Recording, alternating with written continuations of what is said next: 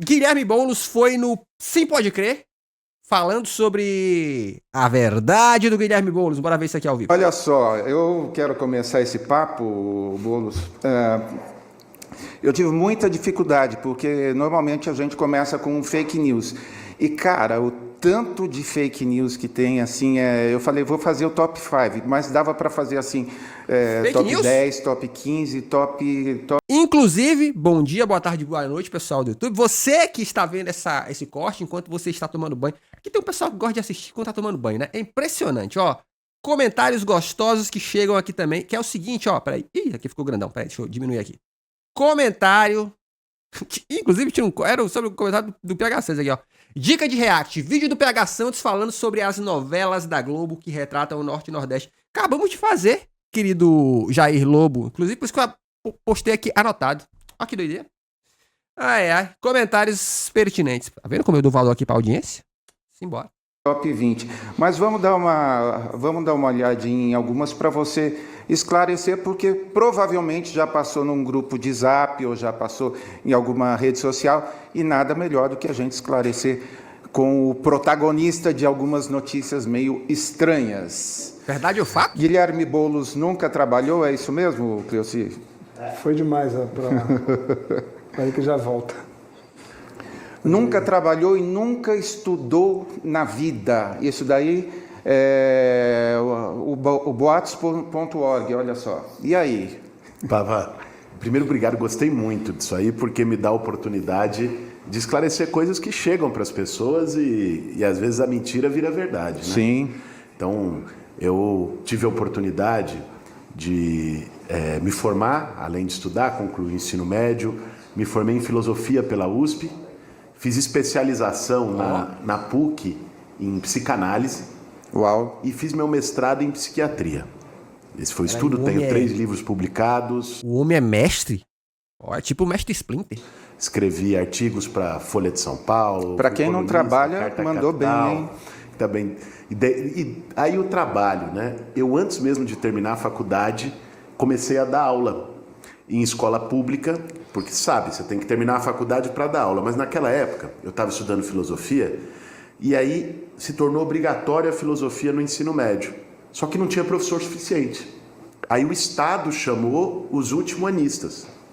Aí eu fui dar aula na Escola Estadual Maria Auxiliadora, lá em Budas Artes. Opa! De filosofia. Na época eu estava morando no Tabuão. Fui dar aula de filosofia lá e depois disso dei aula em várias instituições, dei aula na Faculdade de Mauá, na Escola de Educação Permanente, Aqui, ó, chat, um assunto importante. Vocês sabiam que, de fato, o estudo de filosofia é uma parada importante? E eu vou explicar pra vocês porque é importante, tá?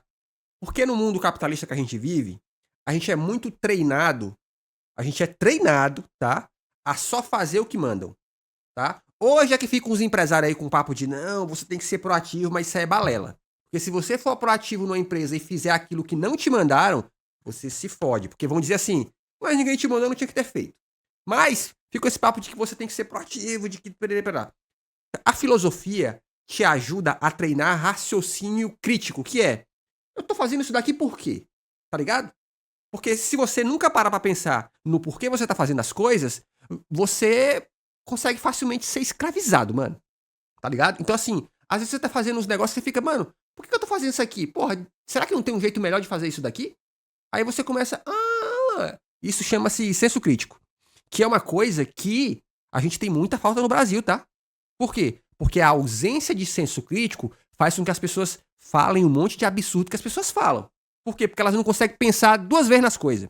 E eu falo como alguém que deu aula para menores aprendizes, tá? Eu lembro quando eu dei aula para menor aprendiz, foi na época que teve aquela febre que a Luísa Mel invadiu um laboratório e libertou vários cães da raça Beagles. Lembra disso? Quando a Luísa Mel fez isso, aí todo mundo, nossa, isso aí, a Luísa Mel tá certa, piriri pororó. Só que esses eram cães de um laboratório que usava eles literalmente para poder fazer testes de medicamento, essas paradas todas, né? Eu não vou lembrar se era medicamento especificamente ou se era cosmético, algo do tipo. Eu não vou lembrar especificamente. Mas aí eu usei esse assunto para falar para os meus alunos o seguinte: vocês sabiam que testes em animais é a coisa mais normal que existe, principalmente para medicamento, vacina e tal, aí eu dei exemplo dos ratos, né? Dos camundongos. Deixa eu falar para vocês, os meus alunos, que eram adolescentes, chegando na vida adulta, eles não faziam a menor ideia de que isso acontecia. Eu não fazia a menor ideia. Por quê? Porque essa informação não chega neles, tá? Alunos pobres, de periferia, não tinha a menor ideia. Então, e aí, depois de saberem que isso acontece, eu falei assim, o que é que vocês acham disso? Aí todo mundo começou a falar, pô, eu acho que é errado, acho que é errado. Aí eu falei assim, beleza, vocês acham errado. Mas, esses medicamentos, como vacinas e remédios, eles precisam ser testados antes de ir para as pessoas. Vocês topariam testar em gente, então? Aí todo mundo ficou pensativo. Eu falei, esse é um dilema filosófico, tá? Então, muita gente que critica a filosofia, tá? Critica o senso crítico. Sabe por que eles criticam? Porque ao colocar diante deles a decisão de ter que pensar sobre algo, aí o cozinho tranca. Que expressão maravilhosa, né? Esse é o ponto, gente. Na vida adulta, a gente tem um monte de coisas que a gente precisa fazer e um monte de coisas que a gente precisa decidir que são decisões muito difíceis. E que você só vai conseguir tomá-las da melhor maneira possível se você tiver o mínimo de senso crítico para pensar assim, tá, qual é o ponto positivo disso, qual é o ponto negativo daquilo. Porque sem pensar nos pontos positivos e negativos, sabe o que você faz? Você faz demagogia. O que é demagogia? Você decide uma coisa só porque ela não atinge você especificamente. Então você defende, não tem que usar porque isso não te atinge especificamente. Mas a partir do momento que você sente na pele, aí você, peraí, a decisão é diferente, tá? Então isso é senso crítico, isso é filosofia. Se a gente não treina esse tipo de coisa, isso se treina na escola, você se torna um adulto que é meio aleijado de certo modo. Porque você é incapaz diante de uma situação com mais de 3 variáveis, você fica urso maluco do pica-pau. O que eu faço? O que eu faço? O que eu faço? E aí você vai pro senso comum, tá ligado? Depois, em cursos online da Escola Cope, dei aula na PUC, dei aula na Escola de Sociologia e Política, estava dando aula na PUC até virar deputado federal, que é hoje o meu trabalho, o meu ofício. E virou deputado federal com 3 projetos aprovados no primeiro ano, é isso? No primeiro ano. Você sabe, outro dia, o ex-presidente, o Bolsonaro, veio dizer, o Boulos não trabalha, o Boulos é vagabundo, colocou no Twitter. Eu falei, Jesus, o cara ficou 27 anos e aprovou 2 projetos. Eu, em um ano, aprovei 3. Quem é que não trabalha, né? Eu tive a oportunidade de aprovar 3 projetos, felizmente, com muito trabalho, mas também com muito diálogo. O projeto das cozinhas solidárias, um projeto muito bonito. É o que eu tenho um orgulho. Eu gosto dos projetos que eu aprovei, lógico, propus, mas o que Como é que é o comentário aí? Eu acho incrível que quando se trata de mutilação de bicho, é tão fácil ficar do lado da mutilação. Aqui nem pesquisou alternativa. Calma, eu preciso deixar uma coisa clara. Eu estou falando o que é, não como eu gostaria que fosse. E, de novo, eu estou falando o que é e que talvez o que era. Quando você fala de ciência, as coisas evoluem. Não é porque se fez isso no passado que vai se fazer isso eternamente. Então, é óbvio que hoje existem pesquisas falando que não existe mais a necessidade de fazer certos procedimentos, testes clínicos usando animais para certas áreas. Por exemplo, a área cosmética, né? A gente já tem pesquisas mais atualizadas nesse sentido. As coisas evoluem. E eu acho que nós devemos estar atentos a isso. Para que, à medida que as coisas evoluem, a gente possa falar assim, já existem alternativas, tá? Para não precisar mais disso. A gente só precisa ficar atento. Eu também só acho que a gente não deve... Eu acho que a gente tem que se informar do que tem de moderno, do que há. E, inclusive, nessa área, em relação à ciência, nessas áreas, o brasileiro é muito bom nisso de criar alternativas melhores, tá? Então, a gente tem, obviamente, alternativas melhores, a gente tem que ficar ligado nisso. Até pra gente não engolir discursos que são apenas emocionados, tá? Eu não tô falando que a emoção é ruim, tá? Mas quando se fala de ciência, para além da emoção, também eu preciso ter dados, informação, para que eu possa tomar minha decisão. Quando eu digo a minha decisão, né? Para que as empresas possam tomar suas decisões, para que o Estado possa cobrar das empresas novas normativas. Senão a gente fica só na loucura. Eu acho que esse é o caminho pra gente ir para além dessa disputa que parece só bem e mal, tá ligado? Esse é meu ponto de vista a respeito disso. eu tenho um orgulho esse, que é uma política de combate à fome que as pessoas já estavam fazendo. O movimento social estava fazendo, aliás, igrejas estavam fazendo durante a pandemia, cozinha solidária, distribuição de cesta básica. Eu participei muito desse processo. É até uma oportunidade para te dizer isso, Pava, aqui. Quando na pandemia a gente estava naquele período mais difícil, saia de máscara, de luva, de tudo quanto é jeito, a gente estava nas favelas, nas comunidades, distribuindo cesta básica ou montando cozinhas para fazer refeição. Opa, olha aí, ó. Superchat do nosso Sim Pode Crer, ao vivaço, toma essa, ó. Ihu! Minha nossa, nossa! Opa, grande Choco, valeu por mais um react do nosso conteúdo. Tamo juntos e misturados. Aguardando a vossa excelência para um podcast em breve. Abraços. Tamo juntos, queridos. Porque eu moro longe.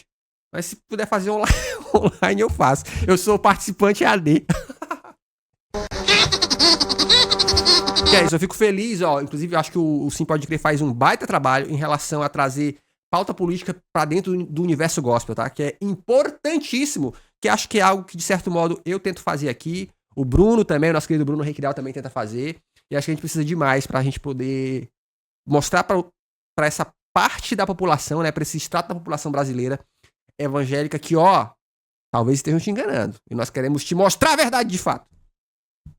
Para quem não tinha o que comer, porque foi um período duro, né? Sim. Às vezes as pessoas, para fugir do vírus, a pessoa ficava em casa. Só que quem ficava em casa não conseguia trabalhar. E nem todo mundo tinha carteira assinada. Aliás, a maioria hoje trabalha por conta própria, no bico. E a gente foi ajudar nessa parte da alimentação. Sabe que eu encontrei? Isso reforçou a admiração que eu já tinha desde que eu entrei no movimento social com 18 anos de idade pelas igrejas. Tanto pelas igrejas evangélicas como pelas católicas, que eu sei que, sim, eu encontrava nas becos, nas vielas, pastores, missionários, padres, fazendo a mesma coisa que a gente estava fazendo. Isso nos faz entender também que o propósito é o mesmo, e o meu projeto de lei foi transformar isso numa política pública. A partir de agora, já está valendo, regulamentou esse ano, o presidente Lula assinou o decreto, o governo federal vai bancar a estrutura para as comunidades que queiram fazer suas cozinhas, porque tem gente com fome, vai fazer um mapeamento onde estão as mais difíceis, vai levar o fogão industrial, panela, o alimento vai vir da agricultura familiar, do pequeno agricultor que o governo vai comprar, e ainda vai pagar um salário para as cozinheiras, levando essa renda para a comunidade. Aí eu vou dar uma dica aqui pro Boulos. Eu vou dar uma dica aqui pro Boulos aqui, porque eu acho que é importante, tá? Aqui, ó. Se eu fosse o Boulos, eu faria um teste. O que é o teste? Ao falar com o público evangélico, cara, vou te falar, porque infelizmente isso é verdade, tá? O público evangélico, ele infelizmente foi treinado a escutar bravata. Então, pastor fala as coisas sem a menor explicação. Porque ele foi treinado a escutar. Confia no pastor, Opa, porque o sol... Grande Choco. Valeu por más reacto a nosso conteúdo? Tamo juntos e misturados. Aguardando vossa excelência para um podcast em breve. Abraços, punho cerrado. Inesperado, né? Ok. Então, o pastor, as pessoas são treinadas no universo evangélico a confiarem no pastor só porque ele tem autoridade espiritual e pronto. Então, você pode ver que... Porque o Bolsonaro nunca precisou ficar falando como ele fazia as coisas. Ele falava, nós vamos fazer e pronto. Não é verdade? Então, assim, eu acho que caberia um teste do Boulos de meter... Em ambientes evangélicos, meteu, vou fazer isso daqui, vou fazer aquilo lá. Mas aí se perguntarem como, aí você explica. Eu vou fazer assim, desse jeito. Tá ligado? Por quê? Porque dentro do ambiente evangélico, a história da autoridade, ela é algo muito forte nas pessoas. Então, eu testaria essa parada. Tá? E quem vai gerir isso é a associação, é a igreja, é o movimento que está lá no bairro, que é quem está na ponta e sabe dos problemas. Então eu tenho um orgulho desse projeto que eu aproveito. Fantástico. Tem mais. Tá gostando do conteúdo? Então se inscreve. E aí, porque é o seguinte, ó. Eu só falava, vou fazer assim assado. Aí eu, conhecendo como essa galera trabalha, eles iam falar assim. Falou que vai fazer, mas não falou como. Aí ele respondia na molecagem. Quando eu falo molecagem, tá? É jogadinha. Eu respondia, sabe por que eles não... Por que eu não falei como eu vou fazer? Porque eles não me perguntaram. Eles perguntaram? Pergunta que eu respondo, caramba. Cria um clima, sabe? Literalmente. Eu acredito que falta nos políticos de esquerda um espírito um pouco mais... Eu não sei se combativo seria a palavra, tá? Mas tipo assim, tem que ter um pouco mais de bravata, tá ligado? Tem que ter um pouquinho mais de bravata. Não dá pra ser tão legal, mano. Não dá pra ser tão legal. Os caras engolem nós. Mas é isso. Se inscreve no canal. Aqui tem vídeo todo dia. Cortezinho aqui pros membros e... Obrigado.